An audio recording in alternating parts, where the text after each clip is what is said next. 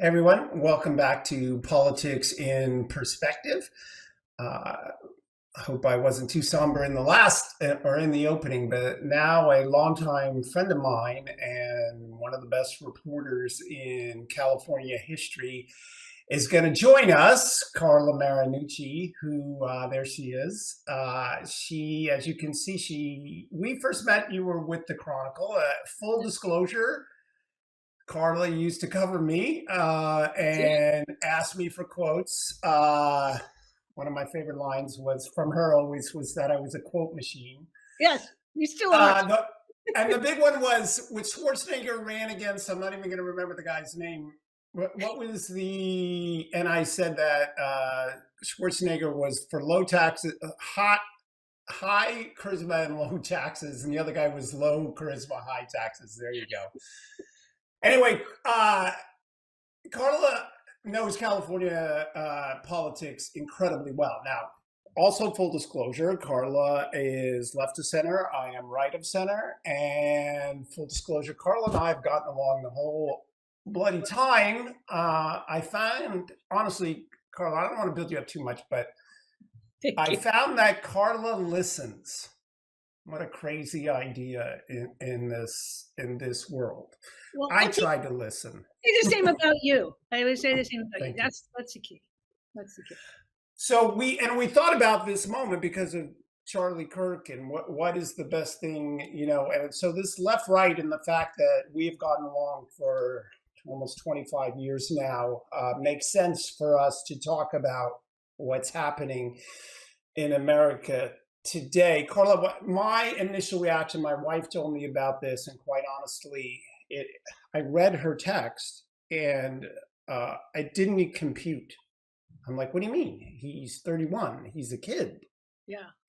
So what was your reaction? No, I mean exactly the same. And let me be clear. I mean, I didn't agree with Charlie Kirk on just about anything, but this was a tragedy. I mean, and it is a moment for us to all reflect on what the heck is happening in the United States, that we have this kind of political violence on such a regular basis. And Tom, I think this is an example of how the middle is being consumed by the extremists on both sides. I mean, we saw both sides' extreme voices getting involved in this and ramping up and pouring gasoline on the fire. We cannot have this anymore. And I know, since we've been together covering politics and being involved in politics for a long time, I think I can say that this was not the case 20 years ago or 3 decades ago when we first started doing this. I first started doing this. You're younger, but I mean, the fact is that we've seen this thanks to the internet, the fuel of the internet, getting more and more and more contentious and violent on both sides. And at this point, America has to take stock of this. This may be the moment in which we say enough is enough. We've got to start dialogue and sitting down and respecting each other's points of view. I mean, I'm even seeing this with my own family, some postings, and I'm like, hey, can we put a stop to it?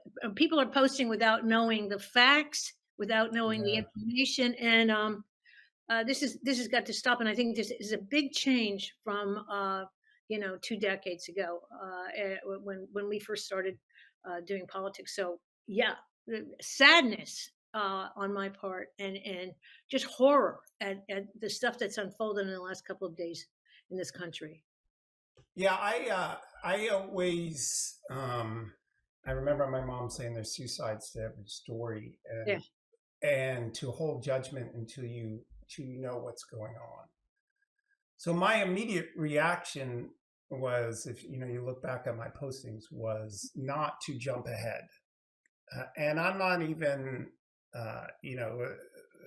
as we're talking about this, they of course have arrested someone and whatever.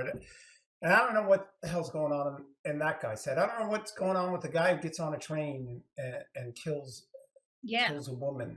And so part of and then you mentioned about both sides. I of course watched the media on both sides, and of course some said, this Trump started, this is this, and Yeah. then the other side. And so I'm wondering from your perspective, because I did TV all the last X amount of days in radio, and I was asked, so where do we go from here? How does this change?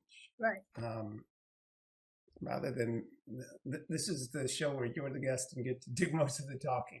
What do you see as steps forward? Well, I mean, I'm going to say that I think this has to start at the top. And I think, unfortunately, we did see President Trump abdicate his responsibility when he goes on TV and says this is the radical left and they're violent without knowing who and how this happened. This just fuels more anger and issues. And I think I saw the message from Pope Leo this morning, and this is the kind of message we need. We have to have reconciliation, we have to have dialogue, we have to have peace, and we have to have respect for each other. That's the kind of message we should be hearing from our leaders at the top. And I'm saying, and look, there's Democrats out there too who have been incendiary and crazy on this issue. There's plenty of them online. Um, but I think it has to start at the top. We have to have leaders who are trying to bring us together. Um, I mean, on both sides of I go back to think of Schwarzenegger, for instance. His posts online have been very much look.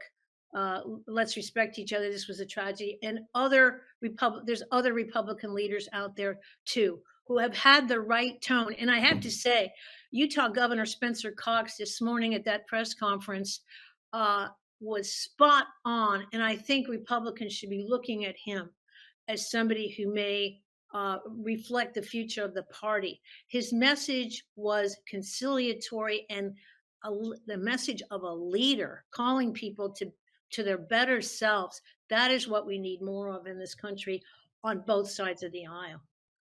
Interesting. You said the word reconciliation. It's on the cover of my book, The Divided Era: Steps Towards Reconciliation. I said in my initial, all of them on conservative and liberal networks, is that we have to rise above. And I talk about George Washington, who at the time the Constitution adopted, it is very divided among the people who wanted it or didn't want it. Patrick Henry said if James Madison runs for Senate, rivulets of blood will run in the street because he was a traitor to the cause. And one man stood above it and said, no, we are going to be the United States. And that's more important than your rivalries. Great leaders in history have stepped into these breaches of divided moments and left behind their arguments and set national goals.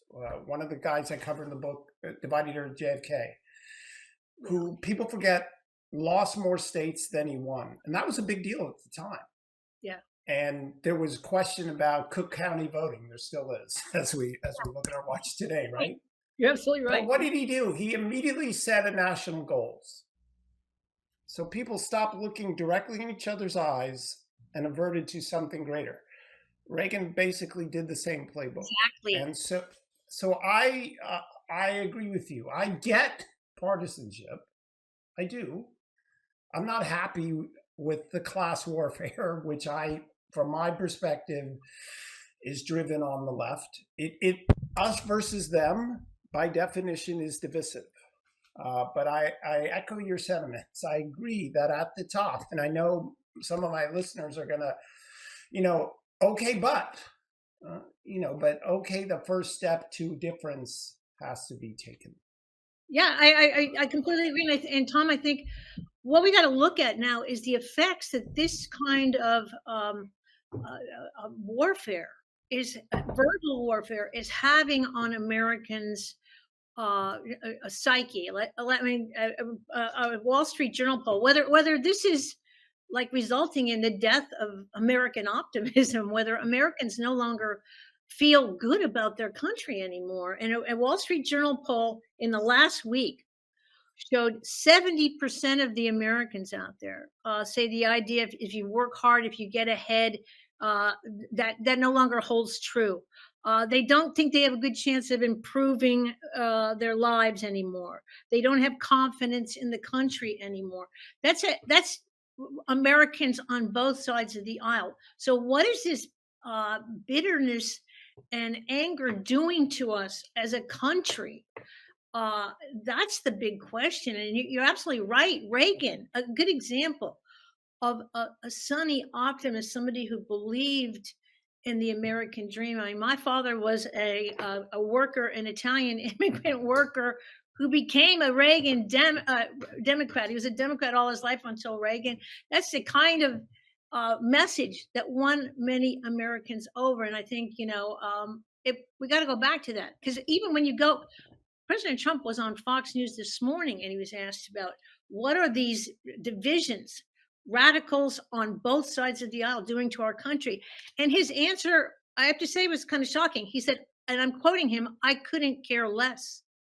I couldn't care less because he said radical Democrats, people who are radical on the right care about crime, and that's what's fueling them. I think that answer doesn't reflect that there's radicals on the right and left. Let's just be honest about this, who are destroying what we believe in this country and Americans' own views of optimism in this country. So this is a mission for both sides of the aisle. Okay, so a lot of my friends on the right, we bring this up, and full disclosure, I showed these to Carla in advance. These messages. Carla, I 12 years ago, 12, 13, 14 years ago, when I was chairman, had police patrols Hmm. because of veiled threats. And Annie, if we could bring up that, you see, these are postings from, I suspect, people on the left. Let's do Ben Shapiro next. Ben's mentioned a lot, Matt Walsh, Trump. As an attorney, I think to myself, I tell these people, my God, you were insane putting this online. This is felony. Absolutely. Felony. So what do you say to the people on the right when you see this sort of thing? And feel free to go whatever direction you want to go. Yeah, I mean, I'm going to say this is insane. What you're posting is insane, and you're absolutely right. What are people thinking by posting this kind of stuff? However, I'm going to say there was no lack of people on the just as you showed messages on the right. There was no lack of people on, I mean, you showed messages on the left. The right was equally incensed about this. And when I'm talking about like Elon Musk. The left is the party of murder. That's what he posted yesterday. Laura Loomer, the left is a national security threat. Libs of TikTok, this is war. There was equal insanity on both sides. Am I right about that, Tom? You Well, know, we I should. do think We've got to speak up about it. yeah, I do think, yes, we have so gotten in the trenches side to side. I didn't see what Elon Musk said, but, um, you know, yeah, I do have strong feelings about class warfare that is pushed on the left. But at the end of the day, there's a huge percentage of Americans who just want things to work. You know, Correct. they want Medicare to work. They want Medicare to be there. Yes. And as I've told you, my thing today, we saw a $2 trillion deficit again in 11 months. That's insanity. There's a form of insanity that's going to really hurt people in the next decade. Right. Right. Right. So we need to get there. So all right, let's move to and I know, look, I get that some of my viewers are not going to like the fact that I it comes at the top. Great leaders in history have stood in the breach, from Stalin to Reagan and done things, and I hope they will do that again. Okay, let's get to politics. I think we're going to go first to California politics. Um, who's running for governor? Who isn't? I tried to get you on a month ago before Kamala dropped out, and you told me she was dropping out. That's And right. apparently you called her up and she dropped out. So let's show some faces. Let's show some California politicians. You have a bunch of Democrats and 2 Republicans. I didn't mean that in a negative way, but you know Right. it's a Democrat state, so there's a ton of them. Right. And there's a face. Let's toggle to the next face and then go back and forth, or however you want to do it. All right. So Carla, folks, Carla knows the Democrat story in this state. So who's running for governor for real, and who's got a chance for real to be governor of California? Well, I had lunch with Willie Brown last week, and we talked about this. And he insists that Alex Padilla is going to get into this race. Uh, he knows A. Smith. A. Smith, of course, is the gold standard Democratic strategist in the state. Represents Gavin, represented Kamala, etc. Alex Padilla is going to get into this race, and Alex Padilla will be the lead.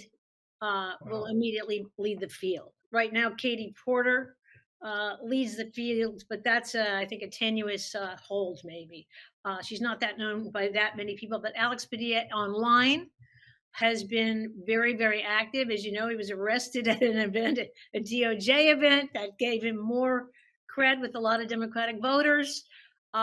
He's known to Democrats, Latino, MIT graduate. This is a guy who could lead the field. If in fact he wins, Willie Brown said, I said, well, who would he appoint as senator? And he said, Gavin Newsom, because Newsom will be out of a job at that point. And Interesting. wanting to run as president. So okay, so yeah, so Carla, before we get to Alex, yeah, I thought there was something very interesting that Karen Bass endorsed Villaraigosa. interesting indeed. Yes.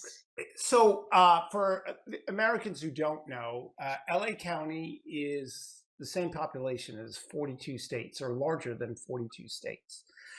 And there's a huge weighted vote down there. And also, there's a sort of this political rivalry with the North. And the North is mainly Gavin's from the North. Dianne Feinstein was Right. from the North. Boxer was from the North. Willie's from the North. On and on. Pelosi. Yeah. So, what did you make of her endorsement? Because I thought that was pretty darn interesting. I think that's an LA thing. I think, but let's be honest, Villaraigosa has run numerous times in the state.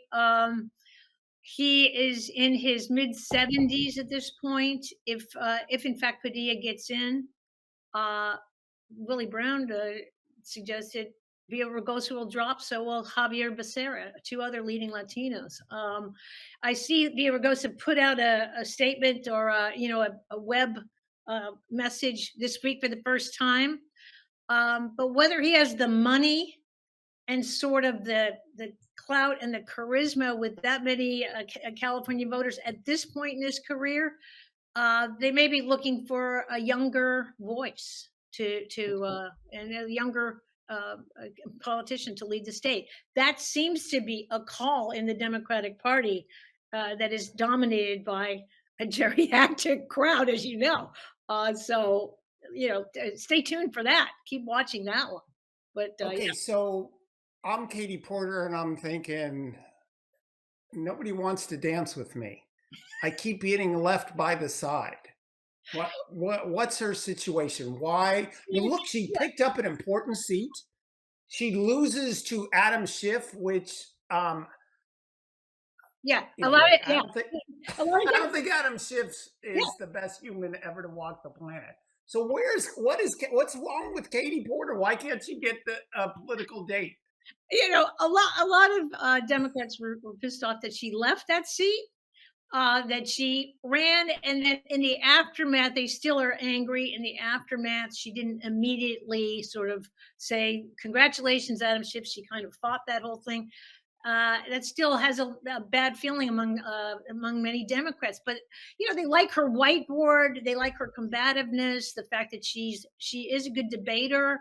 But whether she has, and this is something to watch too, whether she has the clout, the fundraising ability to move that many Democrats in what is a crowded field. You've got Tony Atkins in there, you've got Betty Yee in there. This is going to get narrowed down a lot, and especially if Padilla gets in, that's going to change the whole thing. Everybody agreed. I think most Democrats agreed. Kamala was never going to make a play here because Okay. So the world was waiting on that. I said that she was never going to run. Let me tell you the reasons, and then you tell me why I'm wrong. The reasons are multiple. One, California's in a tough row right now, and it's a really tough job. What needs to be done in California? You have some bad stats, right? Right. So she was taking a huge risk by running, because if she didn't fix them, then she's tarred with, and Yeah. right now she's having a fight with Biden over who's at fault. Yeah. Why get into that? And they also, it's a big come down. Hello, you were vice president of the United States. Unless you're Richard Nixon, you don't run for governor of California. So I never thought that she, and also she doesn't have executive experience. It's not easy. So those were my reasons. What did you see? Well, remember that the governor seat was the first seat that Kamala wanted to run for, and everybody says she actually wanted to be governor first. Remember, the seat became vacant, the Senate seat became vacant, and Gavin Newsom immediately declared for it. I mean, I'm sorry, Gavin Newsom immediately declared he was running for governor, and that left Kamala Harris running for senator. That's how that happened. But everybody feels that she wanted an executive job first. But the bottom line is, as you said, she was going to be hamstrung by the fact that okay, why didn't you tell Americans what was going on with Biden? Were you hiding it? That was the question that was going to be following her on this race. And many Democrats had issues with her spending in the race that left her campaign in the red at the end of the road. She raised how many millions of dollars, and the campaign was in the red. Why? Just as in her Senate races, there was suggestions of a lot of overspending on five-star hotels, et cetera, and so on. So Democrats had some issues on that too. And they also felt like she didn't address the key issues that voters wanted to address in the last election. So for all those reasons, the feeling about Kamala was lukewarm getting into this governor's race anyway. Now the question is, what's she going to do? Okay, answer it, because I was going to say that next. But okay, so what's your prediction? all right. Well, so remember, I ran against Kamala. Yeah. I debated against Kamala and won a poll, a post-debate poll. I had 7 brothers and sisters. They all voted for her. I mean, for me. Look, Paul, back in 2011, I wrote a piece in, I want to say, the Washington Times about how impatient voters are these days, that you can be one and done. In the olden days, you ran for office, you didn't win, you ran again, you didn't win. And then, and especially Republicans have this hierarchy. You got to run for president 3 times before. Right. So I wonder that, and let's put up the presidential Democrats and what presidential prospects that they have. So here are some of them. And there's 2 Californians there. That's Whitmer on the left, Shapiro, Buttigieg, Harris, Pritzker, AOC. The Maryland governor says he's not running. And then there's Gavin. Okay, so here's my prediction, and then we can get to the poll, the 2 polls I want to show. I said, I was the first in the country, Carla, to say, and I did it on Fox and Friends, that Kamala wouldn't enter Iowa. Remember, she said, I'm blanking moving there. And I said not long after she wouldn't be there. Here's the reason. Because she was fourth in a poll in California. Yes. And if she had been number one, and that's in March, then everybody would have to say, well, there's a Goliath about to get 400, whatever the number of delegates is. So we got to take her seriously. She was fourth in the poll in her own state. They never took her seriously. So I said she's not getting in. Yeah. On the other hand, today, Gavin Newsom is leading in California. So so let's get to the polls of the recent polls. There's two recent polls that show Gavin is actually number one now among Democrats. I think as well as the online polls, betting polls from Las Vegas. Those have him way ahead of everyone else. Yeah. So my prediction is that Kamala bides her time. Oh, by the way, when she dropped out way back in Iowa, I was asked about it by Cron News, and I said, you know what, she's young. There's time. Okay, I don't think she runs for president next time. I agree. I don't think she does either. All right, so who among those set do you see and why? I mean, Gavin Newsom, we've talked about this, Tom. I've covered him since he was a parking and traffic commissioner. I was not going to bring up your age, Carla. You did that to yourself. So we're talking about 40 years ago, whatever. Right now it's so interesting to watch where he is in these polls. He has made himself like the Paul Revere of the Democratic Party, calling Democrats to action and doing it in a very effective way. Can I stop you right there? For the last 2 years, I have told my friends on the right that obviously I don't like Gavin and I'm a non-Gavin, but give him credit for putting himself. He's the foil to Republicans nationally. They have succeeded. I know Ace. We were friendly when I ran against Kamala. Gavin has put himself there. He has earned this position nationally, even though I don't think he's done a good job in California. Go on, sorry. No, totally. And what he has accomplished, no matter what you think of his presidential, possibilities, he has energized Democratic voters. He has fired them up. They are ready to go to the polls, especially in California over Prop 50, but elsewhere in the country, this guy has lit a fire under a lot of Democratic activists, and that's something to watch. His communication skills, we know from covering him, because of his dyslexia, he has honed his skills in terms of being able to get out there and communicate the message without teleprompters. His skills at addressing crowds are on top of it. He hasn't, we know, he's had a number of pitfalls along the way. And this is where the Gavin Newsom presidential, hopes have an issue. He's from California. That is kind of a toxic brand to a lot of voters out there in middle America. He's pushing every day online, and you can see it, all the great things about California and the fact that it's the fourth largest economy and the engine of the national economy. So he has a big platform there. And I know from traveling with California's governors abroad that they are treated like a head of state. This is an important position, and he's using it to its full extent. So that said, he's got to get over the California problem, the elite problem. He's a guy with a big wine and, gourmet food restaurant business, the French Laundry, all that stuff hangs on Gavin Newsom. Whether he can be the guy who appeals to the working class voter out there, another issue. Although I've seen him online, and you should have him on your podcast, Tom, because his visit with Sean Ryan, that 4-hour podcast he did, was a revelation to listen to. I mean, he dropped the F-bomb every 5 seconds, but he spoke to average Americans. Whether people think it's authentic or not, that's an issue. I think some of the other people you mentioned, I have met Gretchen Whitmer. She is there in her state and really does connect with people, auto workers, etc. Whether a woman can be elected in this country? I don't think so. A lot of women I know don't think so. We've had two chances. It's gone. It doesn't look like American voters are ready to elect a woman. So that said, we've got Josh Shapiro.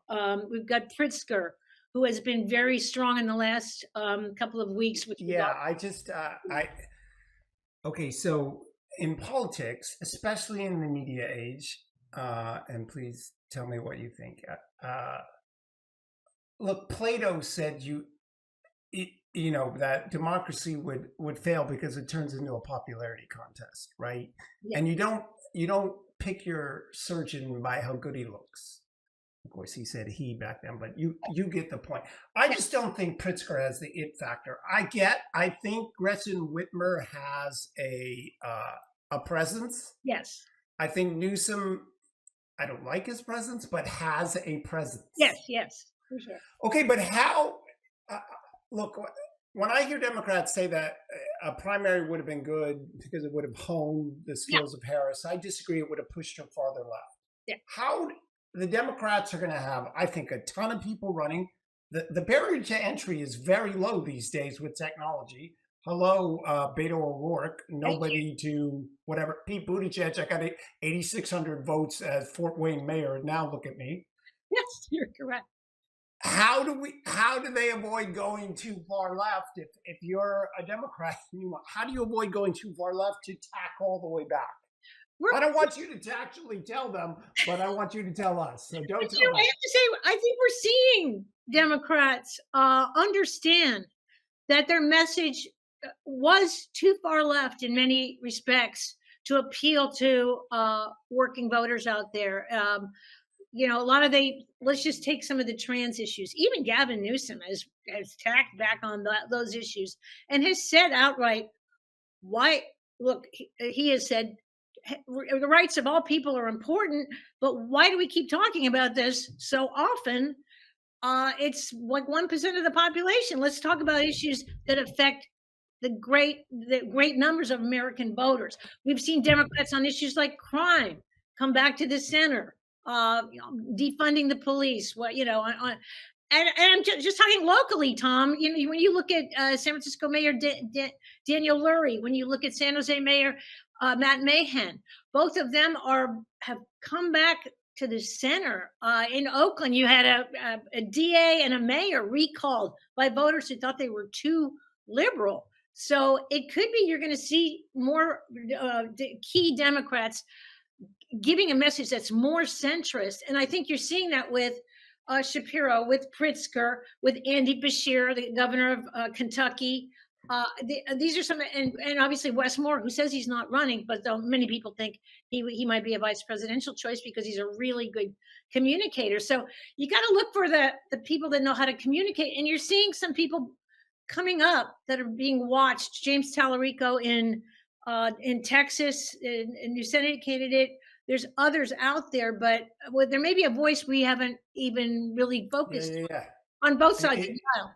it's 100 years between now and then. Let's if we can bring up that Gallup poll, and we just got a couple of minutes Yeah. left. And so in this poll, it says that Democrats, the liberal Democrats, want the party to be more liberal, but the moderates say that the party should be more moderate. But you and I know that it is the conservative base that drives the primaries. It's the liberal base that drives the Democrat Party. That's just a fact. They're more into it, right? So how will they? You know, when Yeah, Gavin said it was unfair, the trans issue, he took a lot of grief. he did. Can he? First of all, do you think he'll be the nominee? God, that one's hard to predict. You had said he's going to be the nominee. If I had to bet on it now, I'd say no. I would say no because I just think the California issue is for a lot of people in the rest of the country. They believe California to be an elite place that doesn't represent the values of a lot of the Wow. country. But Yeah, I don't. You definitely cannot count him out. He had. I mean, look what he's built already. I do wonder if he's overplaying his hand a little bit. He's online so much, you know, giving it to Trump almost every day, and his online stuff has been brilliant. I have to say, very effective in terms of, like I said, firing up Democrats. But is he going to peak too soon? Is he? That's the word. Is he over? That is the word.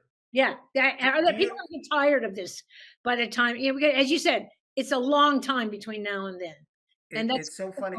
It's so funny you say this. I remember in 2015, I want to say that Wisconsin governor was ahead in the polls, that's right. and he looked like he was, all about it.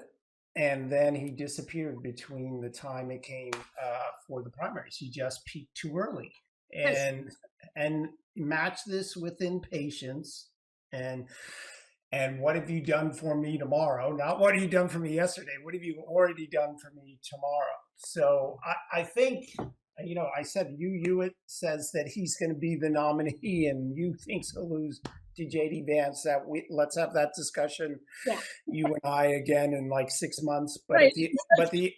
the end of the day, the Democrats, if you look at Democrat polling, they want a fighter, and Gavin Newsom is perceived as fighting for them, and that's what matters to them.